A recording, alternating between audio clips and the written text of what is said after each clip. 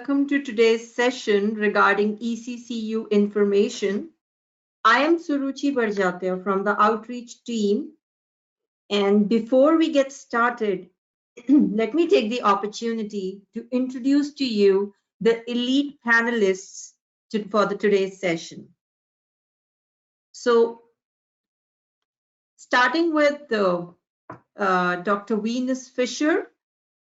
She is the Chief Academic Officer and Dean, the CAO PhD in Business Administration and Organizational Leadership from North Central University, a Master's of Business Administration and Bachelor of Science in Finance from Roosevelt University. Moving on, our second panelist here, Mark Buck. He is the Vice President Marketing and Admissions. Mark has an extensive experience in the domain of higher education, marketing, enrollment management, business development, and strategic alliance. He has a demonstrated history of leading and driving results in the education management industry. Our third panelist for the day is April Ray, the Director of Compliance. April is an experienced organizational leader with a demonstrated history of operational management in higher education industry.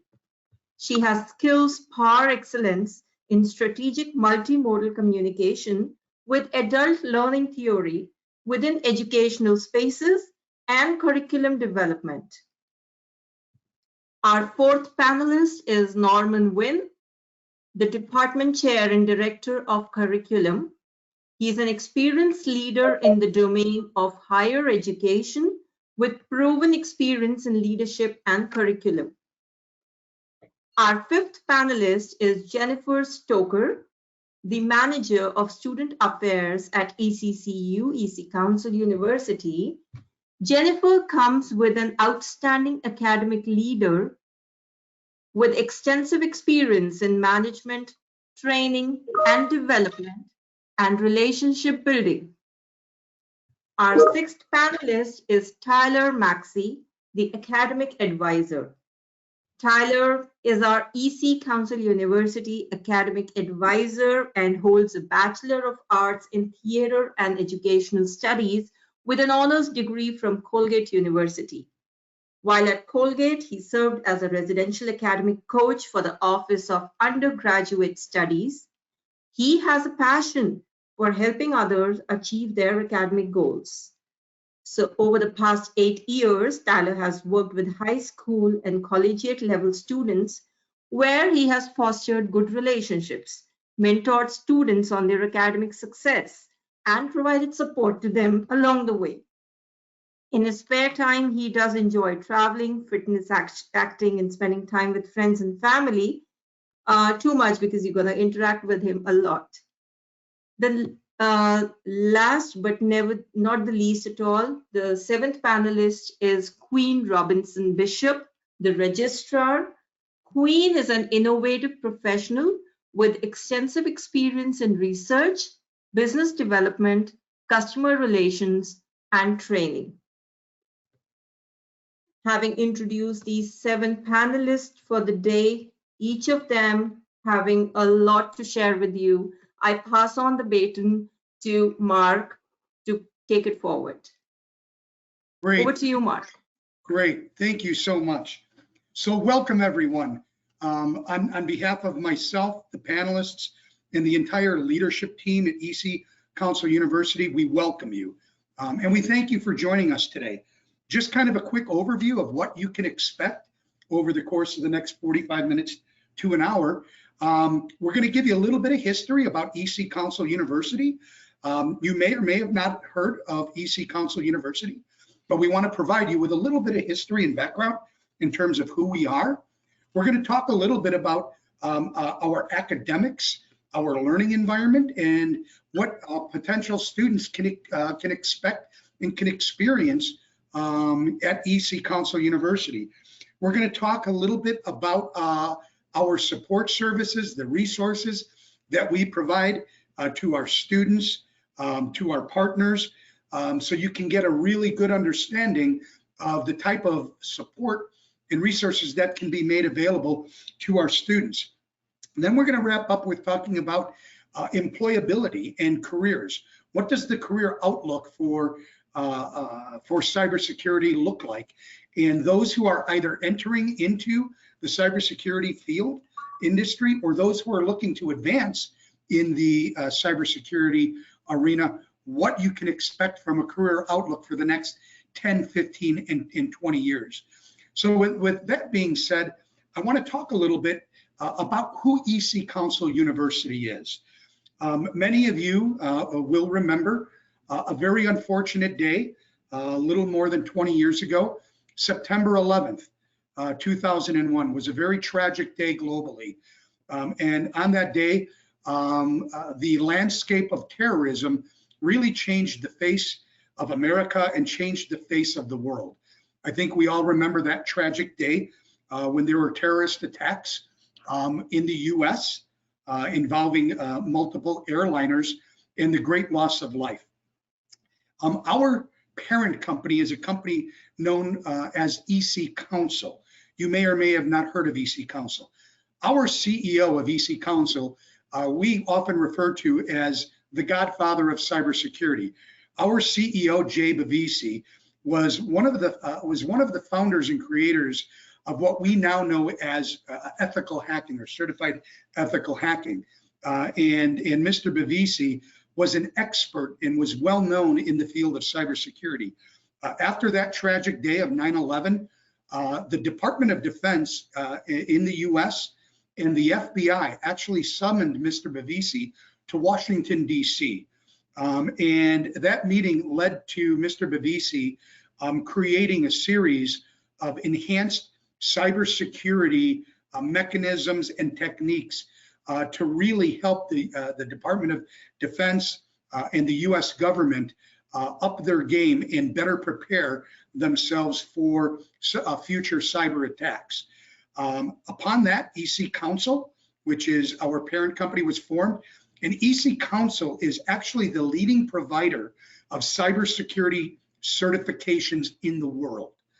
Well, in 2006, Mr. Bavisi realized that many of the students earning the certifications at EC Council still had yet to earn a bachelor's degree or a master's degree and had no pathway to continue. So EC Council University was formed. EC Council University is a US-based university.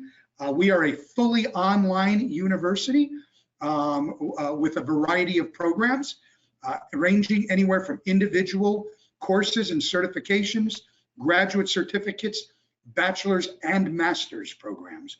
The wonderful thing about EC Council University is we take our EC Council certifications and embed them right into the programs. So what makes EC Council University different? There are other institutions that are out there that offer cybersecurity programs, but what they do is they really simply prepare the student to go take an exam. At EC Council University, what we've done is we've done a couple of things that differentiate us.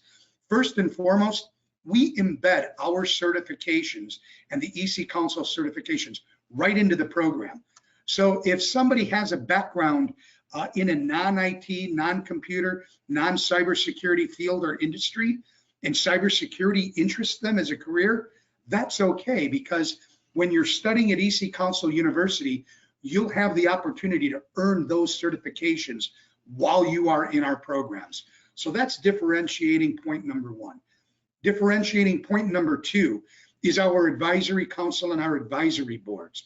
Each of our programs has a dedicated advisory board that consists of experts and leaders in that specific discipline and in that area. Every year we go through a curriculum review where we look at our curriculum and we ensure that we are teaching the most current, up-to-date skill sets and competencies that are needed in the marketplace and that employers are looking for. We have over 300 members on our advisory council and our advisory board, again, supporting these programs. Our iLabs, even though we are an online university, our students get the opportunity to practice what they learn and to apply and get that real world hands-on application. How do they do that? Well, our iLabs are second to none. And in our iLabs, our faculty members who are actually real world professionals in the cybersecurity area, they bring real world scenarios into these iLabs, and they facilitate live simulations for our students to be working on real world scenarios. So what is the benefit to our students? The benefit is that when they graduate and when they finish, whether it's an individual course or a program at EC Council University, they have that real world experience. They have those skill sets and those competencies that they can demonstrate to an employer, and they have all of those certifications, having earned them while they were in the program. So we're very excited about EC Council University as we continue to grow and expand, and we're very excited because I guarantee you we have individuals from across the entire globe on this information session and this open house today. So whether you're simply contemplating and looking at cybersecurity as a potential career, or whether you're already working in an IT, computer related or cybersecurity field or position, and you're looking to enhance, EC Council University has the ability to meet you where you're at in your career journey and help prepare you for that next step and that next level of success. So with that, it gives me great pleasure to introduce our Manager of Student Affairs, Jennifer Stoker. Hi, everyone. Thanks for joining us today. We're so happy to have you here. It's my pleasure to introduce my fantastic team. Your academic advisor to be is Tyler Maxey, and he's going to share some information with you shortly. And then Queen Robinson Bishop, our registrar, she's also going to share some information, and we'll kind of go through the level of support that we provide here at ECCU with the Student Affairs team. Mark, you can go to the next slide. Perfect. Queen, you're up. Hello, everyone. So glad you could join us today. We here at ECCU Council really appreciate your taking the time out to go through our processes. So your journey actually will start with an application, and your application goes through admissions with our admissions requirements. You have your counselors, like your enrollment advisors, to walk you through. So because we have requirements, your journey is going to start with your application. And once your application is processed, we go through an evaluation. Some of you may have transcripts that are international, where we need to have our strategic consultants take a look at it to make sure that your transcript will meet our qualifications to join. And I walked you through that process. It's a very easy process, and you can get through. After your evaluation is done, we take a look at English proficiency. Some of our international students may be coming from international universities, and it's really, really simple. All you have to do is submit a letter from your university stating that you've studied in English. So it's really easy to get that process as well. One of my favorites is that we do offer scholarships. We offer regional scholarships that can help you with your finances to get into EC Council. So we will walk you through that, offer you scholarships if you qualify, and move you on to your enrollment or registrations in classes. Once you're enrolled and in your classes, we don't stop there. We will walk you through, make sure that you are developing and going through. And when you're done with your classes, we're looking at your grades to make sure that your grades are accurate and to get you through that process and get you to my favorite part as well, which would be graduation. And so we will get you your certificates and also your degrees. They're sent out. And we also honor once a year, we'll get you to walk through a graduation ceremony where we will be there with you so that you can share with your family and your friends all of your successes and all of your credentials. So with that being said, that is a registrations process. And here at EC Council, we don't just get you in, we walk you all the way through the end, so you have no worries. And if I were you and I was interested in cybersecurity, EC Council would be the place that I would come. Absolutely. One more thing I want to share is that you may already have what we call certifications, or you may have earned an EC certification through EC Council. You may have earned them through some of our other certifying bodies. We offer what we call course waivers that could get you some course credit, so that might be one course that you might not have to take, and that will also help you with your journey. So also the regional scholarships I mentioned. So with that being said, that's our registration process. I am going to walk you through, and after you are registered, guess where you go? You're going to be talking with our wonderful Tyler Maxey, and he is going to make sure that he's advising you and getting you all the way through the process. Thank you so much. Bye. Thanks, Queen. Welcome. Thank you, Queen. Hello, everyone. My name is Tyler Maxey. I'm the Academic Advisor at EC Council University, and it is a pleasure to be speaking to you all today. As you can see on the screen, I'm going to be talking about our student support model. And going along with what Queen said, once you become an ECCU student, you are met with academic support that is 100% dedicated to your success up until you graduate. You have your dedicated academic advisor, who is walking you through the process and is there as an advocate for your success.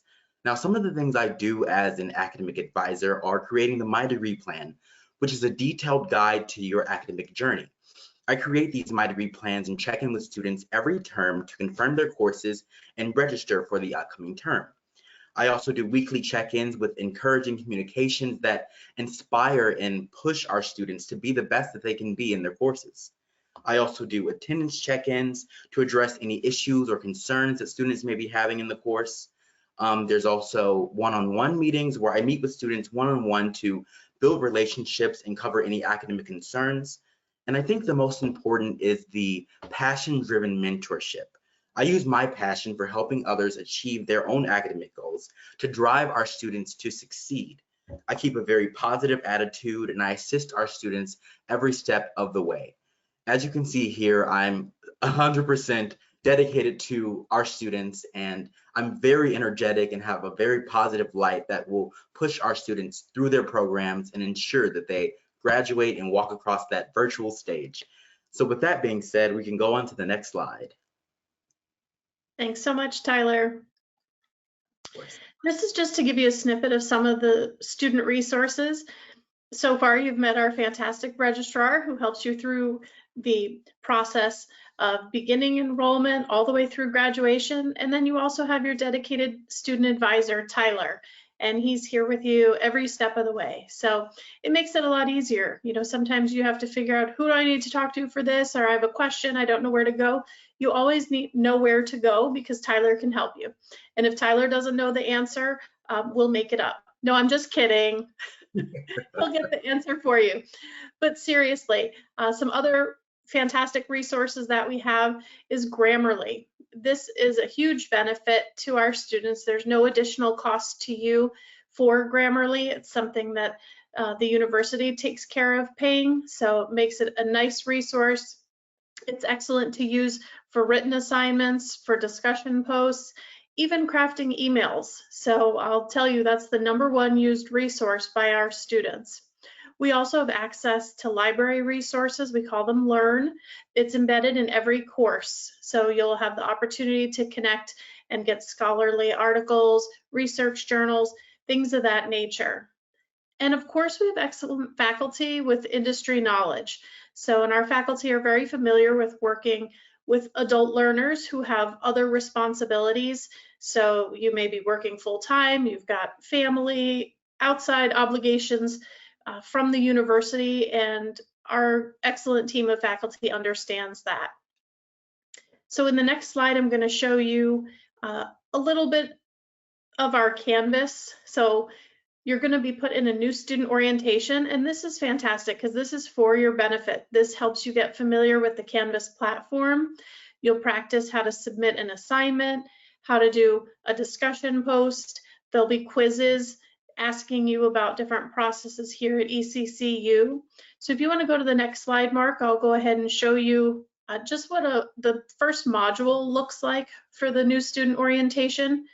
And this is how your classes will look when you're in them. We try to have all of the classes look the same. So once you're familiar, it'll flow that way through all of them. So you'll always have an overview of the module. You'll know what your objectives are for each module. Any additional learning materials or resources will be there. The assignments will be listed there.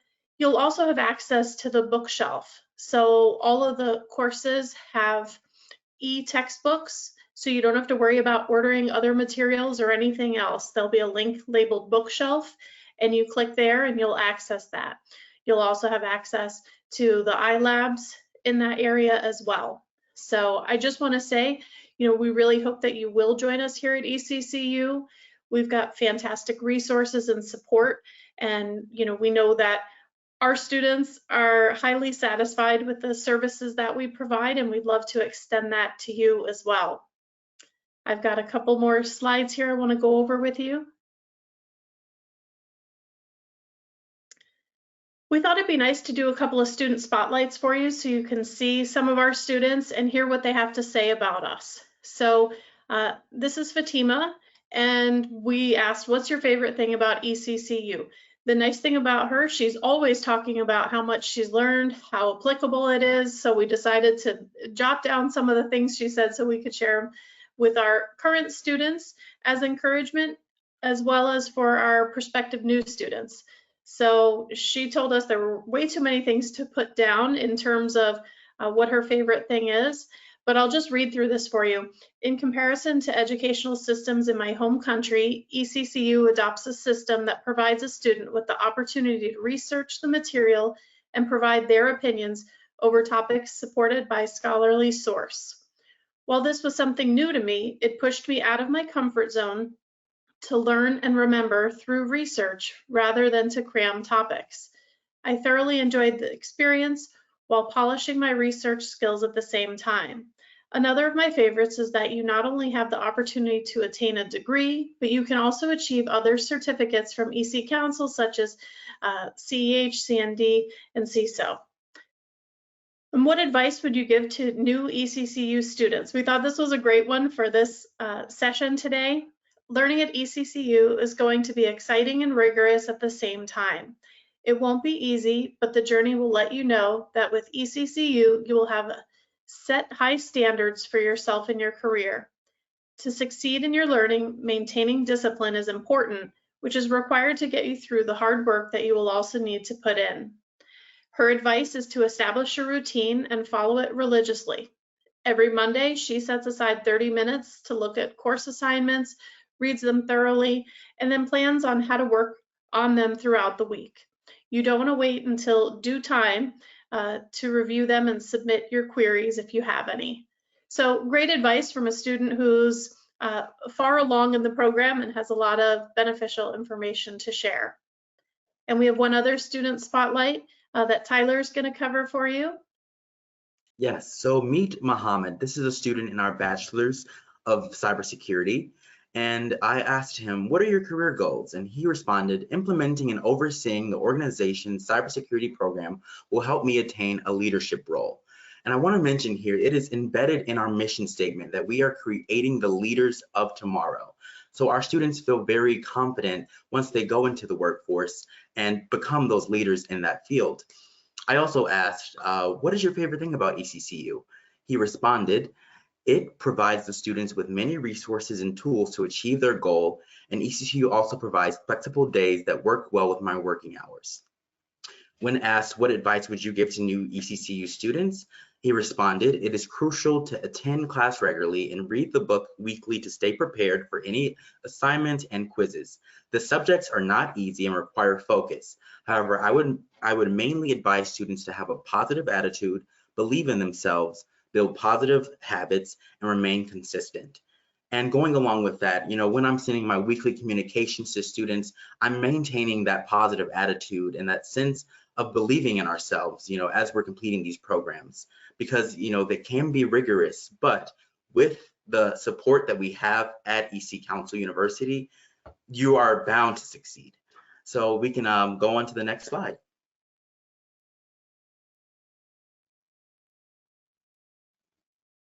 I'd like to reintroduce you to Mark Buck, our Vice President of Marketing and Admissions. Great. Thank you, Queen, Tyler, and Jennifer. And let me just reiterate, again, our commitment to our students here is to make sure that you're successful.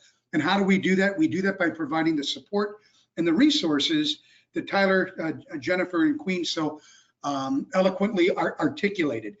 For those that may not be familiar with online learning, Jennifer referred to an application called Canvas. Canvas is our learning management system. It's the system and the application that we use and that our students use to interact and engage in all of their coursework. And it's actually probably the finest learning management system in the world. So we're very, very proud that we've mastered our ability to utilize Canvas as an LMS to make it easy for our students. So as I mentioned earlier, some of you might be simply exploring whether cybersecurity is a career you want to pursue. Some of you might already be in a tech field or in cybersecurity, and you're looking to try and identify how you can enhance or advance your career. So why is cybersecurity so hot right now? Right? People will tell you cybersecurity, it's a hot field. It's a hot industry to get into. Well, let's talk a little bit about why it is and what that means from a career outlook perspective. So there was a study conducted by the University of Maryland, and basically that study showed that there is a computer hack that happens every 39 seconds in the world. Well, what happens when computers get hacked? It inflicts damages. And right now, cybercrime is estimated to have inflicted approximately $6 trillion in 2021. We're still waiting to get the data from 2022. But that was actually up from $3 trillion in 2015. So cybercrime is a real thing, and it's happening all around us. I would venture to say that most of us have probably been impacted personally, or we know somebody personally that has been impacted by cybercrime, right? This is what's interesting. The financial impact from cybercrime actually represents the greatest transfer of economic wealth in history. And to put that in perspective, if you took all of the damage inflicted by the natural disasters that happen in the world in a year, it still would not equal the damages that happen because of cybercrime.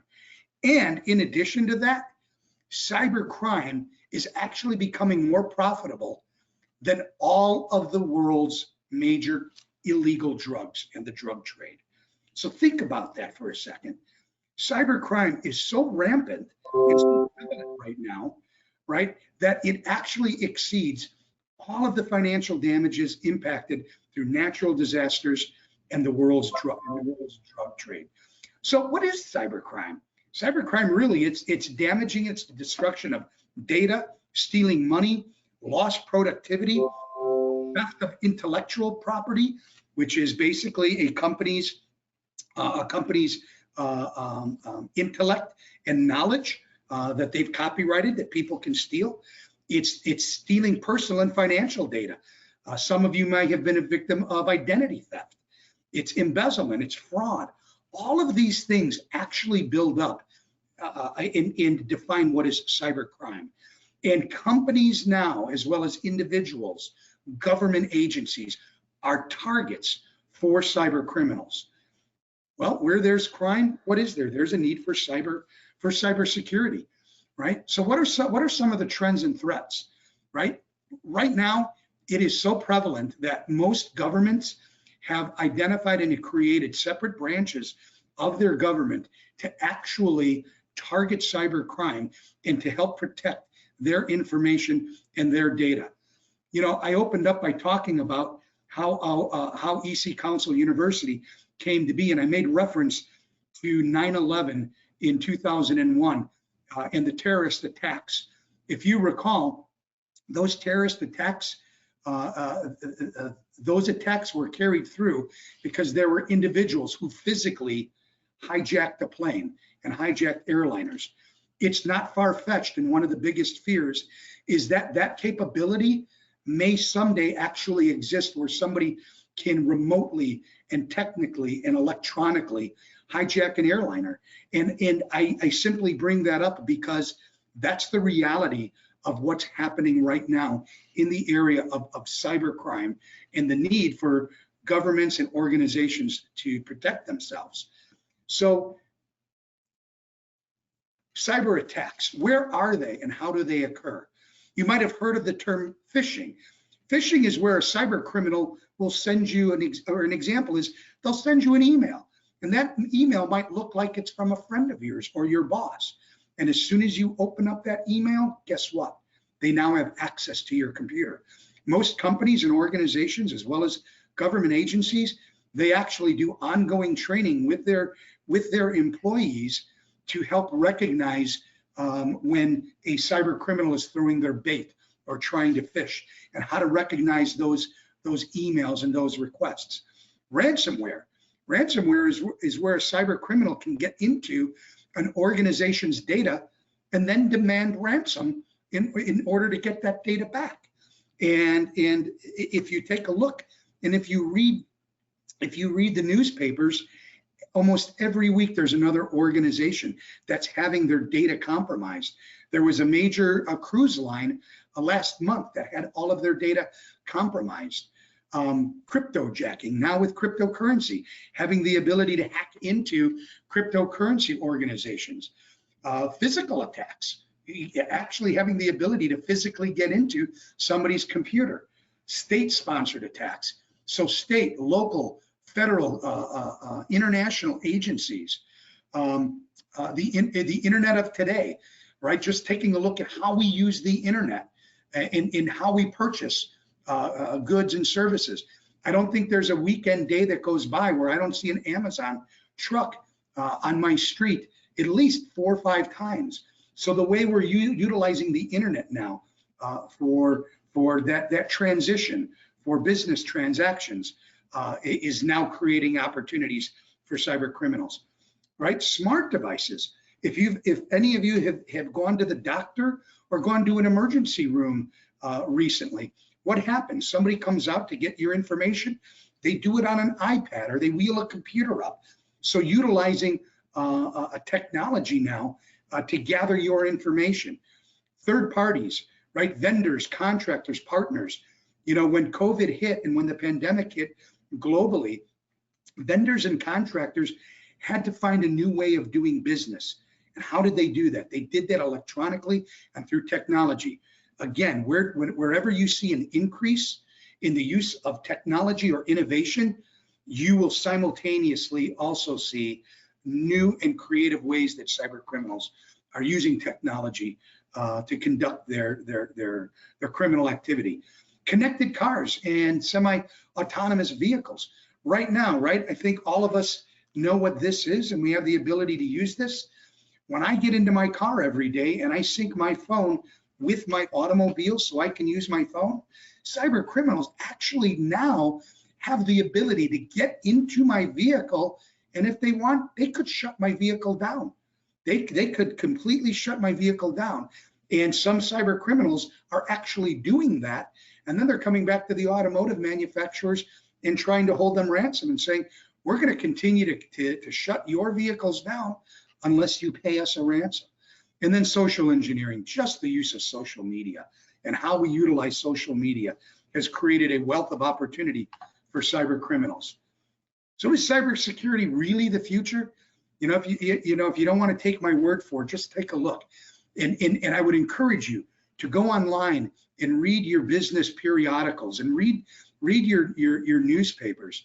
Forbes, Business Line, CIO.com, all talk about cybersecurity, how there's an increasing demand for jobs. If you take a look in Business Line, right, in India, cybersecurity market, it's going to grow to $35 billion by 2025. And we're going to talk a little bit about regionally and globally where some of those opportunities exist. And then CIO.com.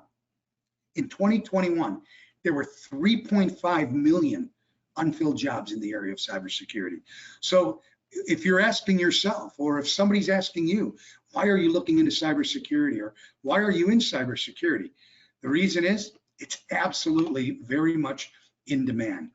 So we talked a little bit, I think I mentioned the automotive industry. What are some of the industries that are in need of cybersecurity? Well, obviously banking, right?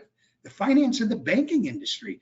We're seeing a lot of students who have either associates or bachelor's degrees in accounting or in finance, now looking to go on and earn additional credentials in cybersecurity. Why? There's a huge demand and there's a huge need. And if somebody has a background in an area like banking or finance, and now they're going to enhance that, enhance their credentials with a second bachelor's or a master's in cybersecurity, that makes them very powerful in the workplace. Healthcare. We talked a little bit about healthcare organizations, how they connect that, e-commerce, right? How we do business, you know, how we purchase goods and services. I think it was this last holiday season in the US, purchases over the internet more than tripled than the previous year. So think about that. People aren't going out to the stores anymore. They're not going to the stores to purchase their goods and services. They're purchasing them online, right? eBay, Amazon. Manufacturing, people now have the ability to purchase. Companies have the ability to purchase things such as steel, fuel, purchase them all online. We talked a little bit about the automotive, the hospitality industry. That's a very, very high targeted area for cyber criminals. Your hotels, I mentioned your cruise lines, your airlines, your travel agencies, any area of hospitality, your restaurants, right? Your restaurants, when you go and you eat out at a restaurant, you use your credit card, you know, to pay your bill. Those are all vulnerable areas for a data breach. We talked about state, federal, local government agencies, education. Last year, there were 2 major universities in the US that had their data and the personal information of their students compromised. We talked about the airline industry, and then also mobile communication. In the year 2020, cybersecurity jobs grew by 38%. And that's compared to 18% for all other IT jobs.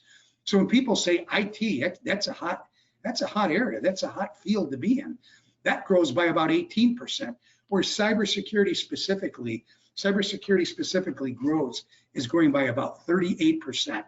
And it's projected, according to the Bureau of Labor Statistics, it's slated to grow by 31% between 2019 and 2029. And here's what's interesting, that growth rate, that exceeds the average for all other occupations. So if you took all other occupations that are seeing employment growth, cybersecurity exceeds those by that much, by 38%. So what are some of these in-demand careers? What I would really encourage you to do, especially if you're looking to enter into cybersecurity as a field and you're not in the industry, I would encourage you to go online and look, whether it's ZipRecruiter, whether it's jobs.com, whether it's Indeed. I would encourage you to go and look at the jobs that are available and see what the job requirements are. These are just a few examples of some actual jobs that are in demand now and what some of the average salaries are from a US perspective. Security specialist, average salary over $110,000. Incident responder, security administrator, vulnerability assessor, and I could go on and on. Additional leadership positions, security manager. You might hear the term CISO, which is a chief information security officer, information security analyst. What I would encourage you to do is to go research these specific jobs. If somebody came up to me and said, well, I want a career in healthcare, my question would be, what do you want to do? Do you want to become a medical assistant? Do you want to become a doctor? Do you want to become a nurse? Do you want to become a paramedic? It's the same thing in cybersecurity. There's a variety of different types of occupations within cybersecurity that you might want to go and you might want to look at. So forensic expert is one of them.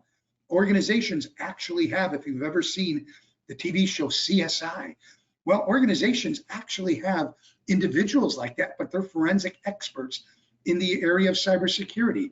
When their data is breached or somebody's trying to breach their data, what do? Right? They're an investigator. They try to look. They try to identify who the criminal is. They gather evidence. They provide that evidence to their employer for prosecution. Sometimes they'll actually even serve as a witness in court during that prosecution. That's just one of the very unique opportunities. So I would encourage you, go take a look at those jobs, see exactly what they are, so you know what area you want to pursue in cybersecurity. I'm not going to get into all of these bullet points, but there are 3 areas in addition to the US where cybercrime is on the rise. And what that means is the job market for cybersecurity professionals continues to grow. One of them is in India. And in India, the products and services needed protection from cybersecurity is actually going to grow to $35 billion over the next 10 years from the current state of $4.5 billion. So think about that. Think about the impact that cybercrime is going to have within India. I'm going to drop down here. This is an interesting point. Despite the educational institutions designing more and more cybersecurity courses in India, the employment gap continues to increase, right? So what does that mean? That means that the educational and the education institutions and structure within India can't keep up with the jobs that are needed. And here's a real interesting point. Despite possessing the world's largest IT talent pool, India currently lacks experienced cybersecurity experts and will continue to grow in that area. Some top companies that are hiring for cybersecurity in India: Microsoft, Accenture, Salesforce, Deloitte, the list goes on. And more US companies and organizations are actually opening up hubs and offices in a variety of different international countries because of the need for cybersecurity. Another region that's experiencing huge influx in cybercrime is Nigeria, right? And why is that? That's because more regulations around cybersecurity are going to be needed. Unfortunately, Nigeria is actually the source of a great deal of the increase that we're seeing cybercrime coming from. You might have heard of deep fakes. Maybe you received an email from somebody claiming to be a prince in Nigeria or a company in Nigeria that's trying to access inventory or resources, financial or physical, that they claim are held up in customs. And if you send them $3,000, they're going to go ahead and give you a percentage. You know, there are a lot of these deep fakes and these scams that are actually originating from Nigeria. And the signature-based antivirus, which was one of the ways that Nigeria was trying to counter cybercrime, is actually going extinct in many organizations. So Nigeria is another region that is seeing a huge influx in demand. Very similar in Nigeria, same industries. And I think you'll see a common theme here: the financial, the banking industries, healthcare industries, Ministry of Defense, non-governmental and governmental organizations. The third and the last region that I want to touch upon is Singapore. What's interesting, there were actually, just in 3 months, between April and June of last year, there were close to 2 million web threats against internet users that were detected and blocked. That's not even counting the ones that were not detected and that were not blocked. There were close to 2 million that were detected and that were blocked. And Singapore has recognized very much so the increase of cybercrime in their country, that they actually, their senior minister and coordinating minister for national security unveiled an updated national cybersecurity plan for Singapore. And if you take a look in the countries like Nigeria, India, Singapore, here in the US, cybersecurity is such a huge priority that they're actually creating and annually updating their national cybersecurity plan. So what does that mean? Where does ECCU come in? You know, Tyler talked a good deal about what ECCU is and who we are, right? What we do is we prepare that next generation of cybersecurity professionals and experts to help countries and organizations counter that cybercrime. And some people, when they think of cybercrime and they think of cybersecurity, they think it's really just the stealing of maybe somebody's credit card number and buying something, and it's an inconvenience. Cybercrime goes way beyond that. As we sit here and as we speak, I gave an example. There are terrorist organizations across the world right now that are attempting to utilize the internet and attempting to cultivate cybercrime to carry through their terrorist activities. It's a serious issue. It really is. And if you look at people that are impacted, you know, there were, if you take a look during the pandemic, there were a series of cyber crimes that were created where vaccines for COVID were actually held up. In some cases, they were stolen by cyber criminals. And if you just think about the individuals that were waiting, that needed that vaccine, that didn't have access to it when they needed it because of these cyber criminals, it's very impactful. So there are different ways of preparing and entering in or enhancing your career in cyber security. One of them, as we mentioned, is going and earning an individual certification, and we can help you do that. If you're just looking to enter into the industry and you just want to earn 1, 2, or possibly 3 cybersecurity certifications to go get that job, and if getting that job is the most important thing to you right now, we can meet you there, and then we can help you as you go on. Eventually, most individuals recognize they're going to need a degree. More employers are requiring them, right? So you don't necessarily need a degree to get that job, but at some point, as you advance or want to advance within that organization or your organization, most employers are requiring individuals to go back, finish their bachelor's, or go back and get a master's. As a matter of fact, most of the students in our bachelor's and our master's program started at ECCU by taking an individual course, getting a certification, and getting that job, and then coming back. Why is earning a degree important? Well, I mentioned that more employers are requiring them. They actually qualify you for more advanced positions. They prepare you for leadership positions. You know, with more credentials and more knowledge comes increased salary potential. You're going to have a wider networking opportunity among professionals and experts in the field. You get a more well-rounded education. One of the things that we teach, people will ask, why do you teach management? Why do you teach leadership, fundamentals, and foundations in your programs? Because if you're going to work within an organization and you're going to lead a team, simply having the knowledge and the cybersecurity certifications isn't going to teach you how to be a leader, how to be a manager, how to motivate people, how to have difficult conversations with people that report to you, how to hire effectively. All of those things are very critical as you advance through your career. So earning a degree can really provide you that more well-rounded education. Earning that degree is going to allow you to get that deeper level of knowledge in cybersecurity and get that deeper level of insight that makes you stronger and more powerful as an employee to an organization. It makes you a stronger and more powerful leader. You're going to have larger employment opportunities. You know, I tell my daughter who's in college, when you graduate, make sure you have options. There's no better position to be in than having options. So earning a degree provides you that ability to have additional employment opportunities and options. The other thing too, it's going to help you develop critical thinking skills. I'm going to go back to that hands-on real world experience that we talked about. When you're in our iLabs and you're learning from real world professionals, bringing real world situations into the iLabs and having that opportunity and having those simulations, you're going to be developing those critical thinking skills. When we talk to employers and we ask them, what are you looking for over and above the skill set and their certification? They want people that have those critical thinking skills. They want people who can problem solve.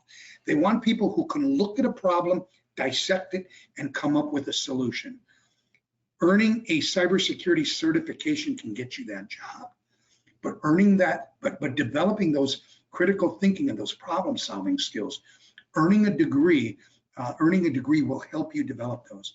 And then last, it really helps you prepare for the future. So with that being said, I really hope that you found today's information session very, very valuable. I'm going to encourage you, if you have any questions, please post them in the chat.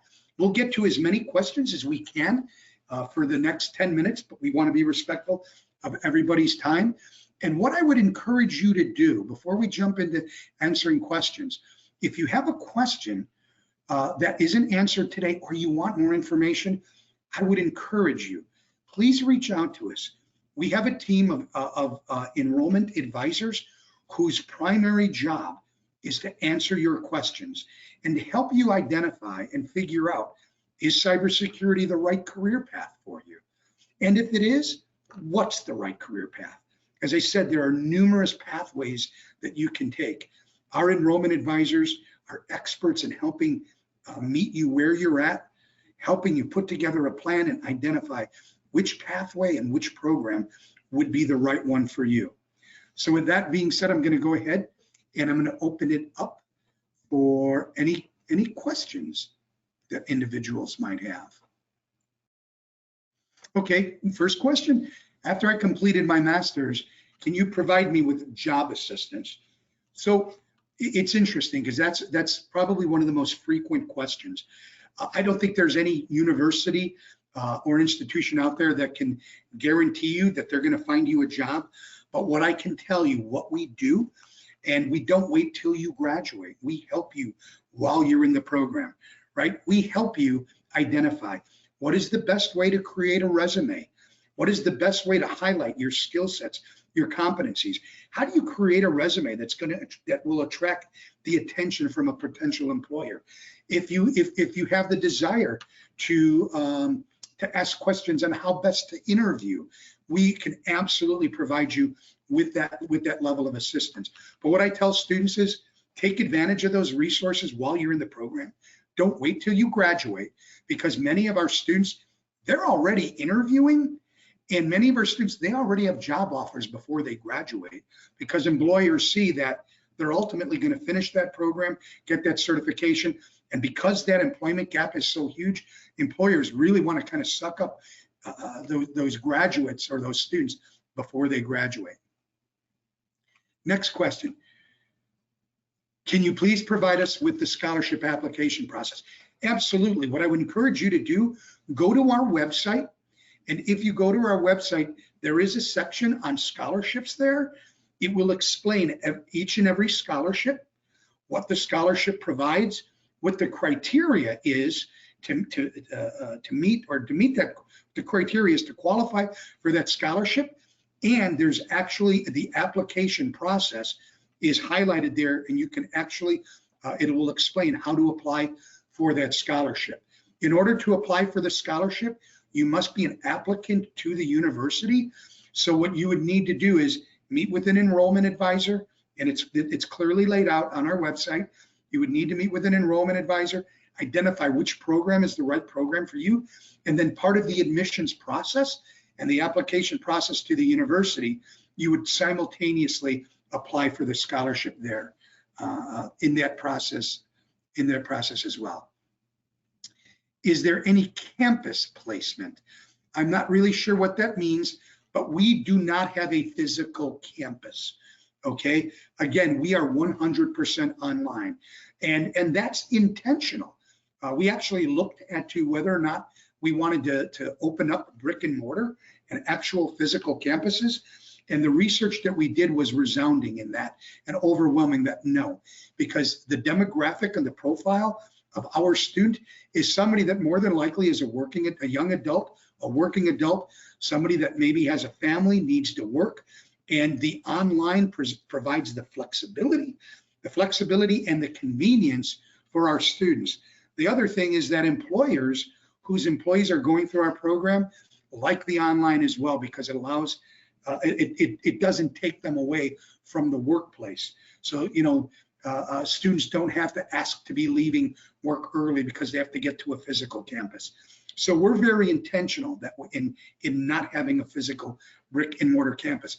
But what I will say is, and I'm going to go back to the student testimonials, the level of support and resources that you're going to get is second to none. So just because we are a fully online university, you will have access to all members of our team, our student affairs, our registrar, our admissions department. You will get probably more attention and get a higher level of customer service with the structure that we have in place than you might at a physical campus where you have to go and stand and wait in line. Again, so we're very intentional. BCOM, LLB student can apply cybersecurity. A BCom, yes. And again, one of the things I want to point out is that you can come from a non-IT and a non-cybersecurity background. I had mentioned earlier, we're seeing people that have associates or bachelors in finance or accounting coming to get a graduate certificate in cybersecurity, or coming to get a second bachelor's or a master's in cybersecurity, because having those dual set of credentials makes them very powerful in the workplace.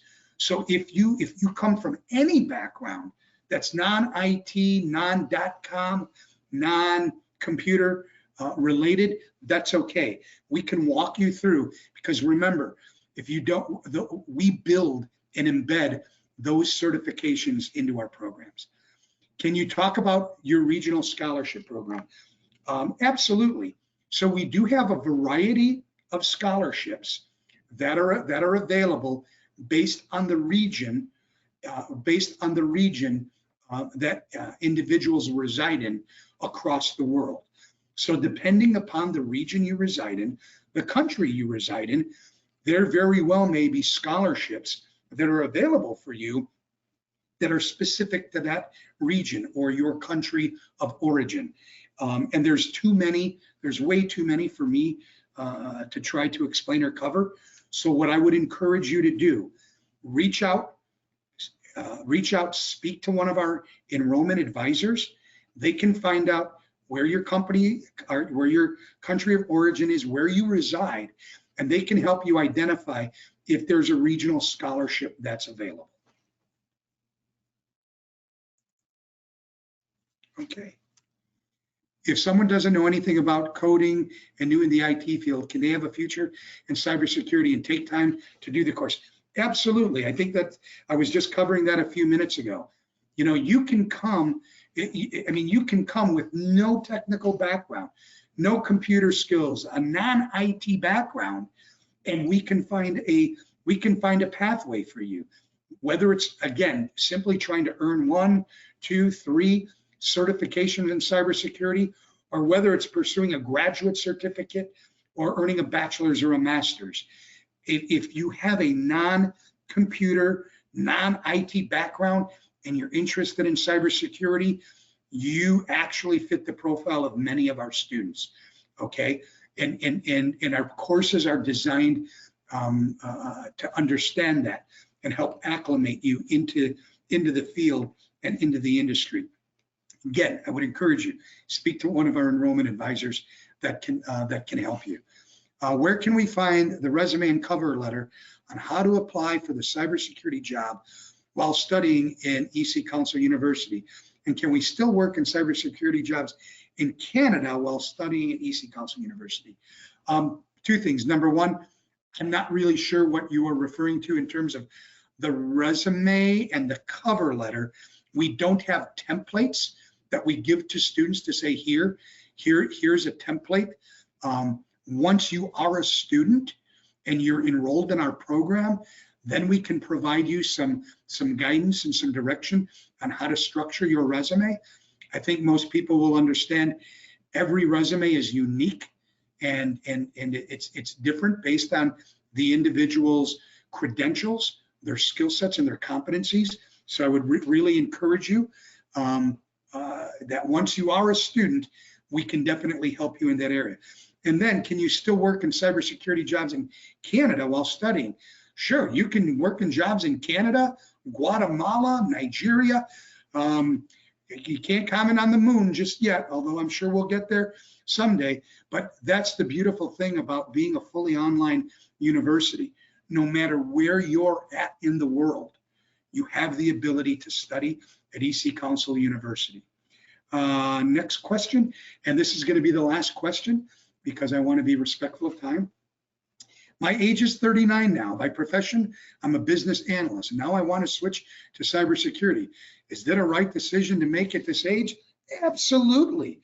You know, and I can't comment or reveal personal information, but we definitely have students that exceed that age bracket.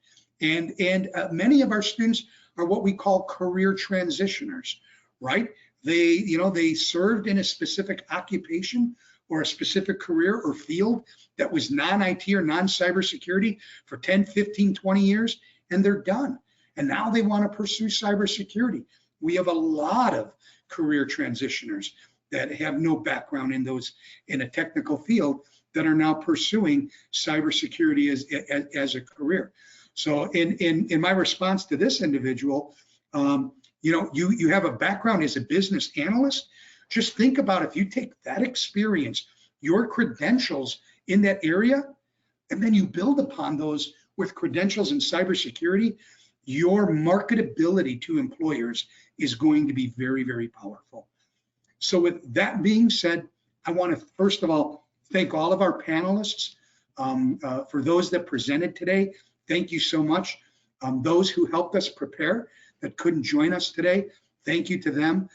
Thank you to the leadership team, the entire leadership team at EC Council University for giving us this opportunity. And more importantly, thank you to you. Thank you for joining. It takes a lot of courage to start the exploration process. It takes a lot of courage to take that first step and looking into and researching a new career field or how to advance your current career. So I want to commend all of you that have joined here today. My closing comments, again, we're here to help you. We're here to help you identify whether cybersecurity is the right career choice for you and help you figure out if it is, great. If not, maybe help point you in the direction of a career field that would be best for you. We're here to answer your questions and we're here to really help you take that next step in your career and in achieving your personal and your professional goals. With that, thank you very much and hope to talk to you soon. If you have additional questions, feel free to reach out to us at info@eccu.edu.